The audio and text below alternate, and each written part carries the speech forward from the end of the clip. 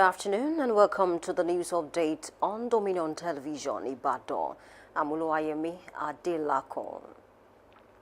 President Bola Ahmed Tinubu has announced that he's donating all his salaries since taking office to create a welfare fund for wounded soldiers and families of fallen military personnel.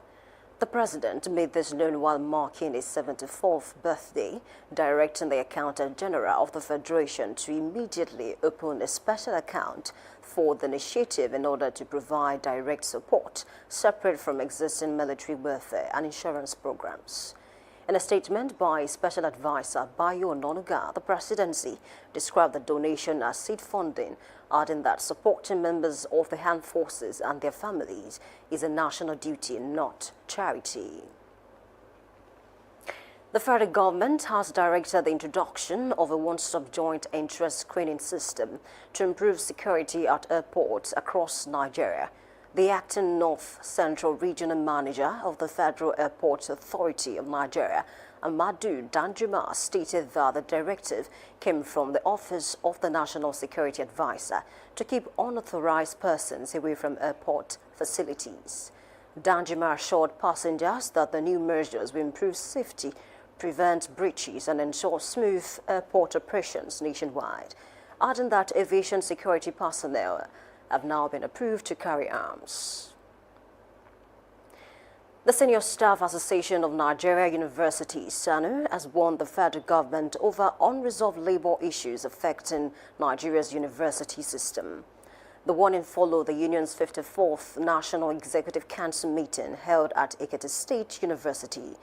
In a communique signed by its national president, Mohammed Ibrahim, the union expressed concern over the slow and inconclusive renegotiation with non-teaching staff unions, describing the delay as unacceptable. Meanwhile, talking politics, the People's Democratic Party, PDP, has ratified its ward local government, state, and zonal congresses across the country. The decision was taken at the party's 2026 National Convention in Abuja, with PDP assuring that the ratification validates its structures nationwide and strengthens internal unity ahead of future elections, including 2027. Meanwhile, the Minister of the Federal campaign in the 2027 general election, despite ongoing internal divisions within the opposition party. The Plateau State government has imposed a 48-hour curfew in Jos North local government area following a deadly attack in the Angwan Rakuba community. In a statement, the Commissioner of Information, Joyce Ramnap, said the curfew will run from midnight of the 29th March to the 1st of April 2026. Similarly, Governor Caleb Mutfwang condemned the attack, describing it as barbaric and unprovoked, assuring residents that those responsible will be brought to justice.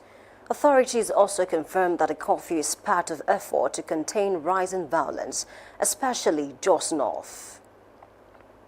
On the foreign scene, World Trade Organization talks in Yaoundé has ended without agreement on the core issues of reform, agriculture, and the renewal of a global ban on custom duties for e-commerce after deep divisions blocked a deal.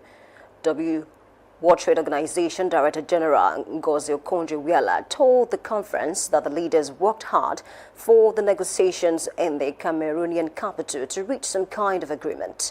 Unfortunately, among the setbacks, global trade ministers failed to extend the long-running moratorium under which WTO members refrain from applying levies on cross-border digital transmission.